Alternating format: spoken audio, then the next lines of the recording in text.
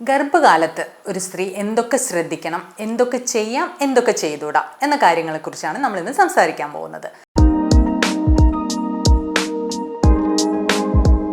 നമുക്കെല്ലാം അറിയാം, ഗർഭകാലം എന്ന് പറഞ്ഞാൽ കുറേ പേർക്ക് കുറേ കാലത്തെ ഒരു സ്വപ്ന സാഫല്യമായിരിക്കും ഒരു കുഞ്ഞുണ്ടാവുക എന്നുള്ളത്. അല്ലെങ്കിൽ തന്നെയും ഒരു ജീവന് ജന്മം കൊടുക്കുക എന്നുള്ളത് തന്നെ ഏറ്റവും വലിയൊരു കാര്യം തന്നെയാണ്. അപ്പോൾ ആ കാര്യത്തിൽ നമ്മൾ എന്തൊക്കെ ശ്രദ്ധിക്കണം? ഏറ്റവും ഇമ്പോർട്ടൻറ്റ്, ഗർഭിണിയാവുന്നതിന് മുന്നേ തന്നെ നിങ്ങളെല്ലാവരും ഫോളിക് ആസിഡ് എന്നുള്ള ഗുളിക കഴിച്ചിരിക്കണം. അത് നിർബന്ധമാണ്. കുഞ്ഞുങ്ങളുടെ തലച്ചോറിനും സ്പൈനൽ കോഡിനും ഒക്കെ വരുന്ന ചില വൈകല്യങ്ങളുണ്ട്, ന്യൂറൽ ട്യൂബ് ഡിഫെക്ട്സ് എന്നാണ് പറയുക. അതിന് നമുക്ക് തടയാൻ പറ്റും ഈ ഫോളിക് ആസിഡ് ഗുളികകൾ കൊണ്ട്. നിങ്ങൾ പ്രഗ്നൻ്റ് ആവാൻ ഉദ്ദേശിക്കുന്നതിൻ്റെ ഏകദേശം 2 മാസം മുന്നേ മുതൽ ഈ ഫോളിക് ആസിഡ് ടാബ്ലറ്റ്സ് കഴിച്ചു തുടങ്ങണം. അതിൻ്റെ ഡോസൊക്കെ നിങ്ങൾക്ക് നിങ്ങളുടെ ഡോക്ടറോട് ചോദിച്ചാൽ അവർ പറഞ്ഞു തരും. ഇനി പ്രഗ്നൻ്റ് ആണെന്ന് നിങ്ങൾ അറിഞ്ഞു എന്ന് വിചാരിക്കുക. അറിഞ്ഞു കഴിഞ്ഞാലും ഈ ഫോളിക് ആസിഡ് നിങ്ങൾ തുടർന്ന് കൊണ്ടുപോകണം. ഏകദേശം പലരും ഗർഭകാലം മുഴുവനും കൊടുക്കാൻ നിങ്ങളുടെ ഗൈനക്കോളജിസ്റ്റ് പറയാറുണ്ട്. അറ്റ്ലീസ്റ്റ് 3 മാസം, ഗർഭിണിയായി 3 മാസം വരെയും ഫോളിക് ആസിഡ് കഴിക്കേണ്ടത് അത്യാവശ്യമാണ്. രണ്ടാമത്തതാണ് ബാക്കിയുള്ള ഭക്ഷണ സാധനങ്ങൾ. നമുക്കറിയാം, ആദ്യത്തെ 3-4 മാസം വളരെയധികം ഛർദിയും ബുദ്ധിമുട്ടും ദഹനക്കേടും ഗ്യാസിൻ്റെ ബുദ്ധിമുട്ടൊക്കെ ഉണ്ടാവും. നിങ്ങൾക്ക് എന്താണോ കഴിക്കാൻ പറ്റുക ആ ഫുഡ് ഇത്തിരി ഇടയ്ക്കിടയ്ക്കായിട്ട് കഴിക്കേണ്ടത് അത്യാവശ്യമാണ്. അത് കൂടുതലും പ്രോട്ടീൻ അടങ്ങിയ ഭക്ഷണമാണെങ്കിൽ നല്ലതായിരിക്കും.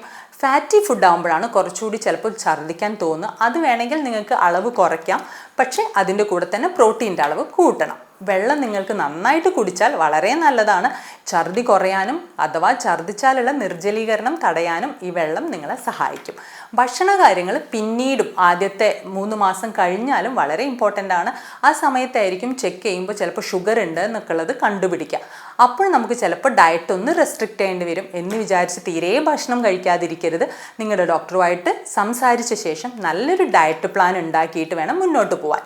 ഏറ്റവും ഇമ്പോർട്ടൻറ്റ് ലാസ്റ്റ് 3 മാസത്തിലാണ്. അപ്പോഴാണ് കുഞ്ഞുങ്ങളുടെ വെയിറ്റ് കൂടുതലായിട്ട് കൂടുന്നത്. ആ സമയത്ത് നിങ്ങൾക്ക് എന്തൊക്കെ കഴിക്കാൻ പറ്റുമോ അത്രയും ഹെൽത്തി ആയിട്ടുള്ള ഫുഡുകൾ, ഏറ്റവും ഇമ്പോർട്ടൻറ്റ് ഫ്രൂട്ട്സ് ആൻഡ് വെജിറ്റബിൾസ് കഴിച്ചു കഴിഞ്ഞാൽ കുഞ്ഞിന് നല്ല രീതിയിലുള്ള വെയിറ്റ് ഗെയിനും അസുഖങ്ങൾ ഉണ്ടാവാതിരിക്കുകയും ചെയ്യും. ഇതാണ് ഡയറ്റിനെ കുറിച്ച് എനിക്ക് നിങ്ങളോട് പറഞ്ഞു തരാനുള്ളത്. ഡോക്ടർ നിങ്ങൾക്ക് അയണും കാൽസ്യം ടാബ്ലറ്റ്സ് തരും. പലർക്കും അയണൊക്കെ കുടിക്കുമ്പോൾ ചിലപ്പോൾ ഛർദി ഉണ്ടാവാം. അപ്പോൾ എന്ന് വിചാരിച്ച് അയൺ കഴിക്കാതിരിക്കരുത്.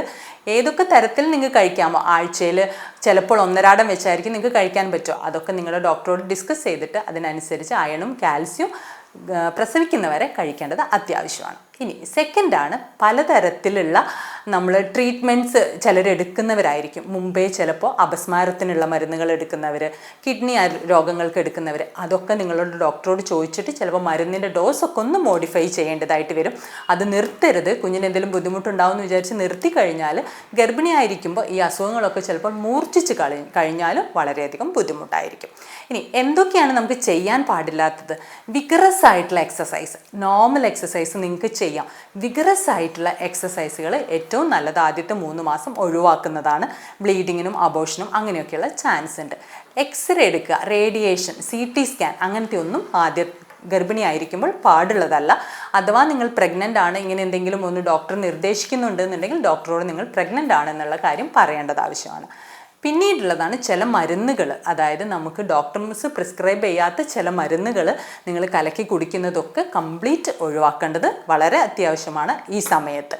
പിന്നീട് മുന്നോട്ട് പോകുന്നതിനനുസരിച്ച് നിങ്ങൾക്ക് സ്കാൻ എടുക്കേണ്ടത് വരും. സ്കാൻ എടുത്തിട്ട് അതിലുള്ള വ്യത്യാസങ്ങൾ അനുസരിച്ച്, അല്ല നോർമൽ ബേബി ആണെങ്കിൽ ഇതേപോലെ മുന്നോട്ട് പോവാം.